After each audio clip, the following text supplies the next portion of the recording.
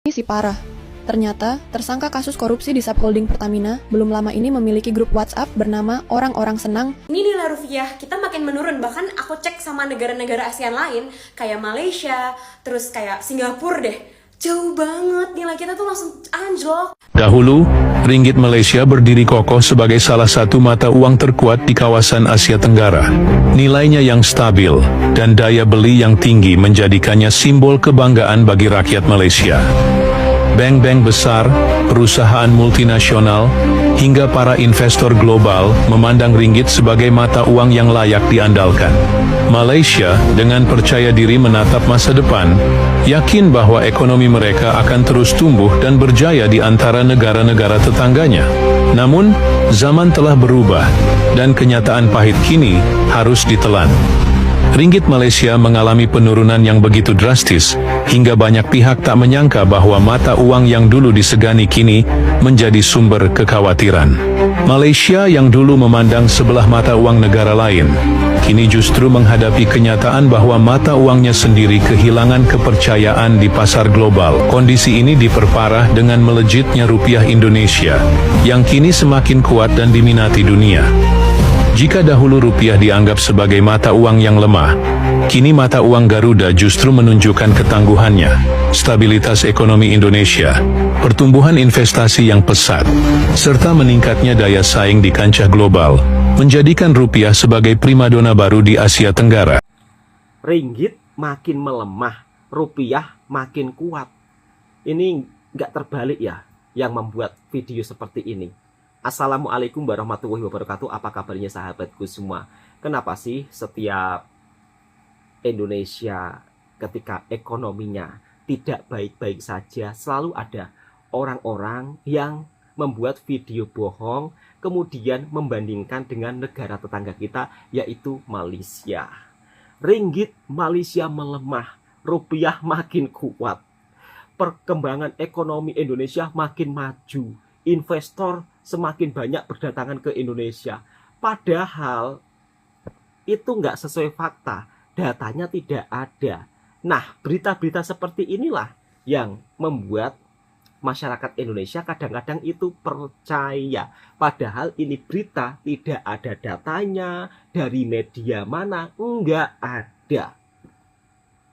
Rupiah saat ini kian makin melemah. Ekonomi Indonesia sedang tidak baik-baik saja. Inilah fakta yang terjadi, dan inilah reaksi netizen Indonesia ketika melihat ekonomi Indonesia sedang tidak baik-baik saja, dan juga banyaknya kasus korupsi yang begitu sangat luar biasa. Memang di negara kita itu kalau tanpa korupsi kayaknya itu nggak seru ya.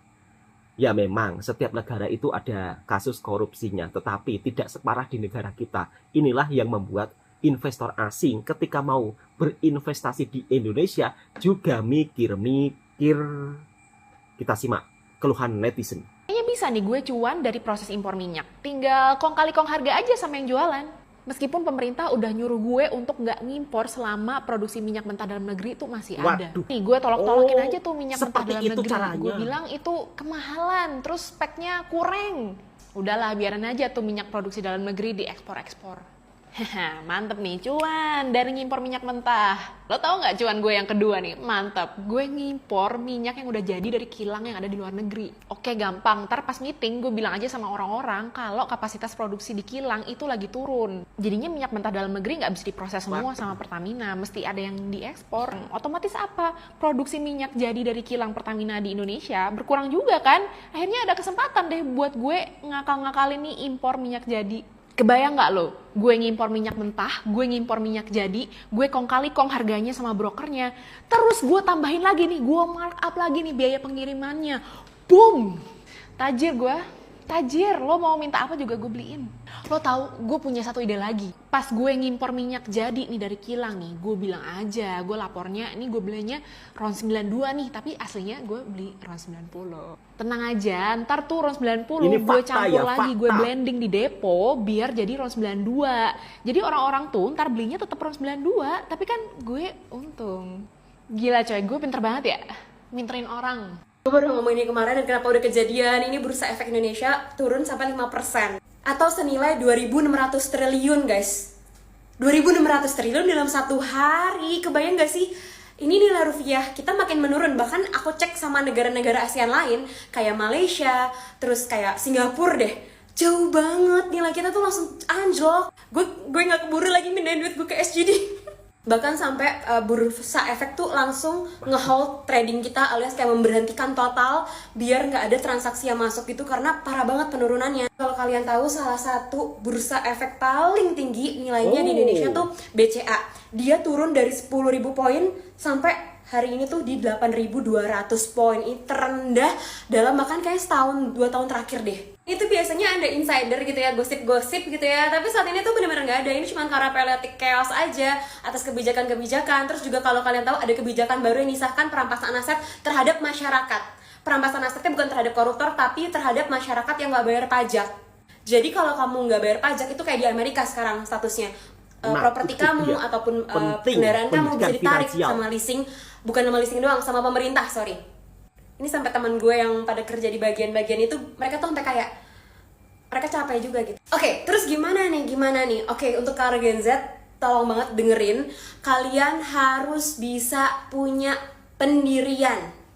Ini berat banget sih, karena kita nggak ngomongin cuma sekedar kayak generational trauma, tapi kita ngomongin juga educational trauma yang terjadi di orang tua kalian yang nggak mau ngebahas hal ini, kayak ngerasa hal ini tuh tabu untuk dibahas. Pendidikan literasi finansial itu penting banget guys, itu penting sepenting Betul, itu.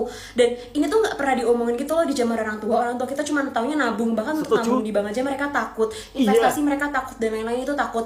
Jadi kita sebagai Gen Z yang punya akses gampang banget, tolong belajar, tapi jangan belajarnya tuh kayak trading bodong, robot, jangan. Bener-bener fokus sama fundamentalnya. Kalian belajarin suatu perusahaan yang sehat seperti apa, biar nggak banyak penipuan yang terjadi. Karena di Indonesia tuh banyak banget ya tadi kemarin pencucian itu. Nah, setelah kalian banyak belajar nih, karena saat ini pendidikan di Indonesia juga mau diturunin, karena ya kalau misalkan orang bodoh tuh di brainwash lebih gampang kan. Jadi gue berharap banget buat siapapun yang nonton ini, kalian benar-benar belajar, karena perubahan itu bisa datangnya dari generasi kita, dari generasi Gen Z, generasi millennials yang benar-benar mau belajar, nggak cuman kayak nerima enaknya doang. Makanya dia bilang, aku senang banget dia ngomong kayak nggak lahir di keluarga tertentu yang privilege, tapi benar-benar lahir dari suatu diri sendiri yang memang mau berusaha. Lahir di Indonesia, kalau aku bandingin sama negara-negara lain yang aku udah pernah datengin, baik di Timur Tengah, di Asia, sampai kayak Eropa gue belum pernah by the way. Jadi kayak yang di antara Asia lainnya ataupun di Timur Tengah dan kawan-kawannya, aku bersyukur banget aku tinggal di Indonesia. Tapi aku tidak bersyukur dengan kondisi politiknya yang chaotic. Maka dari itu sebenarnya itu tugas kita, Gen Z. Ayo kalian semua, gue tahu kalian pada berani, kalian bisa speak up, tapi tolong punya integritas. Jangan sampai, kenapa? Karena banyak banget nih yang memimpin saat ini di bangku-bangku yang terhormat itu, mereka adalah orang-orang yang basically mereka dulunya tuh berjuang gitu. Mereka tuh juga yang pendemo itu loh. 97 tuh pendemo-pendemonya mereka juga. Tapi sekarang mereka ketika udah disodorin uang, mereka kehilangan. Harga diri mereka tuh nggak ada, dibeli sama uang. Jadi kalian niatkan untuk suatu tujuan yang lebih meaningful dari sekedar uang. Kalau kamu masih ngerasa kamu bisa diatur sama uang, bedanya apa sama yang lagi viral saat ini? Kalau kalian lihat yang kayak, kalau donatur jangan ngatur, ya berarti kamu masih diatur sama uang-uang kamu dari para donatur-donatur kamu ke depannya, kayak gitu. Sementara manusia itu kan kompleks, nggak cuma sekedar uang gitu. Emang segalanya butuh uang, tapi bukan berarti kamu bisa diatur terus kan sama uang. Kalian juga punya logika, prinsip, dan punya rasa ingin berjuang gitu loh, buat suatu hal yang lebih baik, for a bigger purpose. Nggak cuma kayak buat segalanya uang dan lain-lain. So, semangat nih. 32 tahun aku tuh udah ninggalin Indonesia. Kok ya sekarang makin susah cari pekerjaan, lapangan kerja makin susah. Budaya sogok menyogok itu masih terus berjalan sampai hari ini. Aku kok kepingin curhat punya unek-unek. Mudah-mudahan konten saya itu didengar sama orang pemerintah yang punya kebijakan. Pak, di negara saya Taiwan, itu lulusan SD bisa dapat gaji 10 juta Pak. Orang Indonesia yang kesini lulusan SD SMP bisa dapat gaji 10 juta. Aku di Indonesia cuma lulusan SMP, Pak. Gajiku aku bisa dapat gaji 1 bulan 45 juta. Kadang nasib baik aku bisa dapat 50 juta 1 bulan. Kenapa bisa? Ini maaf bukan masalah pamer saya. Aku cuma pingin didengar punya unek-unek apa. Orang tuh kalau makin lama tinggal di luar negeri, itu rasa kebangsaan, rasa cinta tanah airnya itu makin. Cuman apa nggak bisa berbuat apa-apa. Jadi aku pingin nyampein unek-unekku gitu loh. Di Indonesia Pak, ini harus dibenerin, dibenahin benar-benar. Di Indonesia, orang kerja persyaratannya itu loh yang harus dirubah. Gimana mau maju negara kalau terus-terus kayak gitu? Tolong video saya ini di-tag, diviralkan biar sampai ke telinganya orang yang punya kebijakan. Kalau mau nggak ngerti Pak, gimana cara memanfaatkan sumber daya manusia Indonesia itu Pak. Bukan manusianya dikirim-kirim ke luar negeri, manfaatkan itu bisa Pak. Cara mikirin, kapan Indonesia itu bisa berubah? Orang cuma cari kerjaan, harus pendidikannya S1, S2, S balok. Nanti udah gitu gajinya nggak sesuai. Di sini loh, di Taiwan, pendidikan SD gaji bisa 10 juta. Di Jepang, saya pernah juga merantau ke Jepang. Di Jepang gaji bisa 15 juta, 20 juta pendidikan SD. Nggak kayak di Indonesia, kerjaan itu harus bisa ngebor bumi, ngebor langit, badan tinggi harus kekar, harus tegap. Mau dididik jadi debt collector apa? Jadi bodyguard apa? Aneh. Serem, muka-muka kontenku kali ini didengar. Pegel aku kadang. Ini si parah. Ternyata, tersangka kasus korupsi di subholding Pertamina belum lama ini memiliki grup WhatsApp bernama Orang-Orang Senang yang digunakan untuk komunikasi internal mereka. Saat ini, Kejaksaan Agung sedang mendalami isi percakapan dalam grup tersebut. Meskipun begitu, Kepala Pusat Penerangan Hukum Kejagung, Harli Siregar, mengaku belum mengetahui detail obrolan yang terjadi di dalamnya. Grup ini diketahui hanya diisi oleh orang-orang dari subholding Pertamina, tanpa melibatkan tersangka dari pihak swasta. Kejagung kini fokus menggali informasi dari 9 tersangka yang telah ditahan. Di antara mereka, terdapat beberapa nama penting, seperti Direktur Utama Pertamina Patraniaga, Rifa Siahaan, Direktur Optimasi Feedstock and Product PT KPI, Sani Dinar Saifuddin, serta Direktur PT Pertamina International Shipping, Yoki Firnandi. Investigasi ini diharapkan dapat mengungkap lebih jauh keterlibatan para tersangka dalam kasus korupsi yang mengguncang perusahaan energi nasional tersebut. Gimana guys menurut kalian?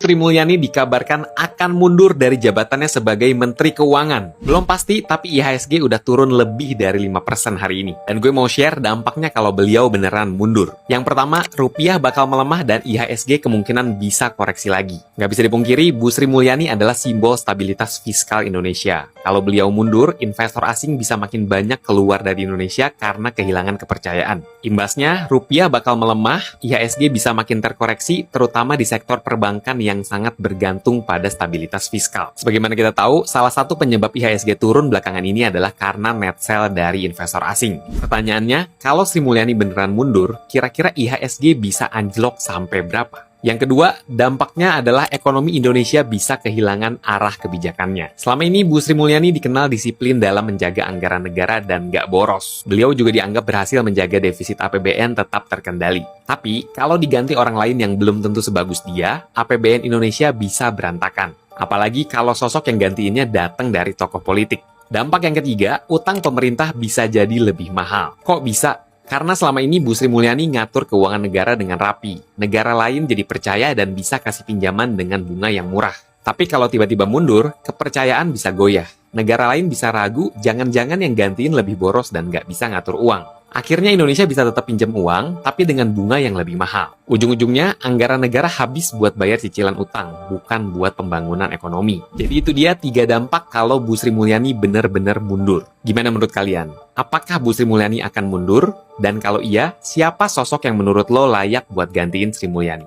Tulis di kolom komen. Kenapa harga saham dan nilai tukar rupiah rontok? Jawaban utamanya satu, kepercayaan para investor kepada pemerintah ambruk. Sebab secara ekonomi pemerintah sudah benar-benar ngawur. Antara lain menumpuk utang terus-menerus hingga anggaran belanja makin terkuras untuk membayar utang lama. membiayai Aduh. proyek-proyek yang tidak produktif seperti IKN dan makan bergizi gratis. Kenapa di Indonesia masih banyak banget orang-orang yang korupsi, masih banyak orang-orang yang mengambil uang yang bukan miliknya dan melihat orang-orang sengsara itu nggak apa-apa, yang penting dia kaya sendiri. Ini udah ada dari zaman penjajahan, guys ya. Jadi dalam buku sejarah waktu kita kecil, kita ngelihat Indonesia dijajah sama Belanda selama 350 tahun dan kita dipaksa untuk kerja rodi. Dan gua bener-bener mengamalkan itu, mendalami itu. Gua harus belajar yang pinter supaya bisa membalas nanti ke depannya. Ternyata ya Tuhan, orang kita sendiri yang nilep uang gaji dari hasil kerja. Jalan Anyer sampai Jalan Penarukan yang dibangun sama masyarakat kita sepanjang 1000 kilo. Jadi sebenarnya mereka itu udah digaji, guys. Dikasih sama kakek Daendels. Kalau kalian tahu HW Daendels tuh, dia udah ngasih 30 ringgit ke masyarakat kita, tapi melalui bupati. Bupatinya korupsi. Nah, itulah pendahulu korupsi-korupsi bujang yang di Indonesia nih. Jadi banyak masyarakat yang miskin, kerja ngerasa kayak gak kerja, gaji kita tetap UMR, padahal apa yang kita kerjain lebih berat daripada apa yang kita terima. Pak Prabowo aku respect, cok. Banyak program kerjanya yang membantu masyarakat, tapi masih banyak barisan orang sakit hati itu sama Pak Prabowo. Cuma tolong Pak diperhatikan lagi, ini kita kerja keras tapi saldo ATM gak lewat 1 juta, cok.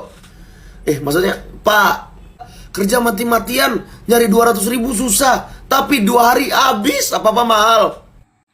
Dan itulah beberapa berita yang akhir-akhir ini memang viral dan menjadi pembahasan di media sosial terkait ekonomi Indonesia sedang tidak baik-baik saja dan rupiah kian makin melemah. Yang bilang rupiah makin kuat, kemudian investor berdatangan, itu datanya dari mana? Pada faktanya, datanya yang asli, kini ekonomi Indonesia tidak baik-baik saja. Dan teruntuk para sahabat-sahabatku semua, mari, ayo kita berusaha, ya kan, nggak usah berharap yang lebih-lebih mungkin dari pemerintah kita, ya kan. Kita berusaha sendiri bagaimana kita juga bisa memajukan ekonomi negara kita. Begitu sahabatku semua. Oke, contoh kecilnya misal kata, ya kan, anak-anak muda yang saat ini mungkin tidak mendapatkan pekerjaan, ya harus mencari kerja gitu loh. Kalau nggak dapat di negara sendiri, ya mungkin bisa lewat jalur bekerja ke negara orang. Yang penting asalkan, ya kan, asalkan resmi, insya Allah di negara orang aman-aman saja. Tetapi perlu kalian ketahui, merantau itu juga nggak seindah yang kalian bayangkan. Jauh dari orang-orang tersayang, dan juga kalian harus bisa berdikari, berdiri di kaki sendiri, mandiri. Begitu sahabat-sahabatku semua. Nah, akhir-akhir ini banyak juga netizen Indonesia yang mengabarkan, ya kan, tentang negara tetangga kita Singapura. Seolah-olah Singapura ini kekurangan warga dan sehingga membutuhkan warga negara Indonesia untuk jadi rakyat Malaysia. Ini tidak benar ya sahabat-sahabatku semua. Saya ingin sedikit bercerita. Negara tetangga kita Singapura itu mempunyai aturan yang sangat ketat semuanya. Mungkin kalau ada orang Indonesia kemudian bisa menjadi warga negara Singapura, kemungkinan besar orang-orang tersebut pinter dan memang kaya raya. Sehingga dia lebih memilih untuk berinvestasi di Singapura dan tinggal di Singapura.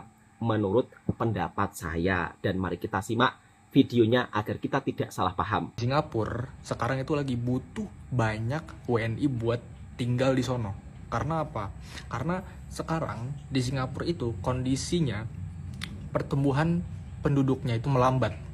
Di tahun kemarin itu cuma persentase kelahiran itu cuma di 0,97, yang mana itu cuma ada 30.800 bayi yang lahir. Sedangkan jumlah penduduk orang tua, ya penduduk lansia itu semakin banyak, semakin tinggi. Yang mana efeknya itu kekurangan tenaga kerja, kurangnya pendapatan pajak. Terus karena banyak orang tua, ya banyak lansia, jadinya butuh apa? Butuh biaya perawatan yang semakin tinggi, semakin banyak. Dan melambatnya pertumbuhan penduduk di Singapura udah pasti akan berpengaruh ke melambatnya pertumbuhan ekonomi. Makanya kenapa di Singapura sekarang lagi ngincer banyak imigran di Asia Tenggara buat jadi penduduk tetap. Dan Singapura di tahun kemarin itu berhasil memberikan kewarganegaraan, status kewarganegaraan ke 24.000 orang dan status permanent residence atau PR ke 35.000 orang. Dan lo tau nggak, faktanya setiap tahun ada 1.000 WNI yang pindah ke Singapura. Kenapa? Karena standar hidup yang lebih tinggi, transum yang memadai, dan biaya hidup yang setara sama pendapatan. Jadi apakah lu tertarik buat pindah jadi warga negara Singapura, jadi WNS ya? Ini biayanya ya termasuk cukup murah buat pindah ke warga negaraan. Jadi kalau emang lu minat ya dan lu nggak ada harapan buat tinggal di Indonesia lagi ya, melihat pemerintahnya yang seperti itu ya, silakan pindah aja. Good luck ya. Pindah ke Singapura, cara mudah pindah ke Singapura, kata masnya. Mas, gak semudah itu mas pindah ke Singapura. Jadi video seperti ini kadang-kadang yang sering membuat penonton-penonton juga salah paham. Bahkan ujung-ujungnya bisa orang Indonesia itu tertipu. Video-video seperti ini bisa dimanfaatkan oleh orang-orang yang tidak bertanggung jawab, khususnya para calo-calo yang memberangkatkan tenaga kerja Indonesia secara tidak benar ke negara orang.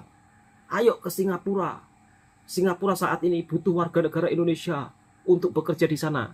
Nggak semudah itu mas, pindah di negara Singapura.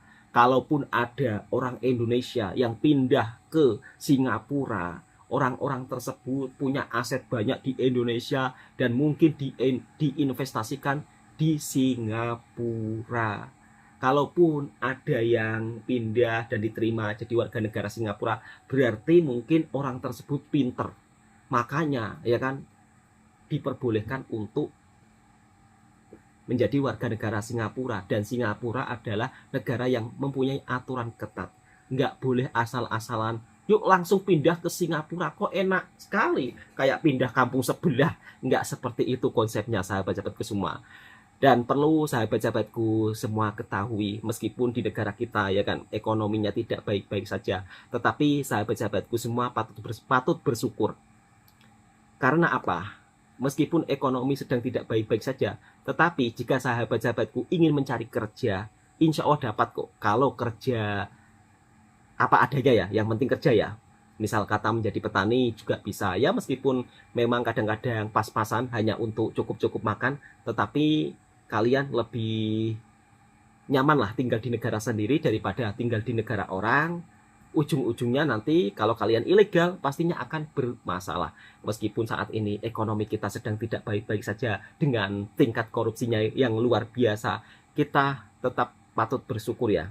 Masih banyak kok negara yang mungkin istilahnya jauh kurang baik dari Indonesia. Dan seandainya Indonesia ini tidak ada korupsi, mungkin juga bisa seperti negara Asia Tenggara lainnya, Malaysia, Singapura, dan Brunei. Ya kita doakan saja, mudah-mudahan korupsi di Indonesia cukup sampai di sini saja, sehingga tidak membuat resah para netizen dan juga masyarakat yang ada di Indonesia.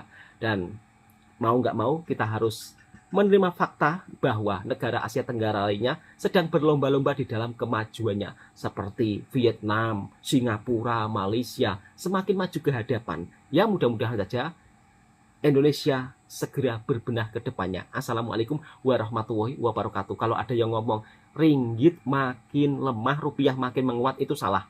Yang benar adalah ringgit makin kuat, sekarang rupiah makin melemah. Ini fakta loh.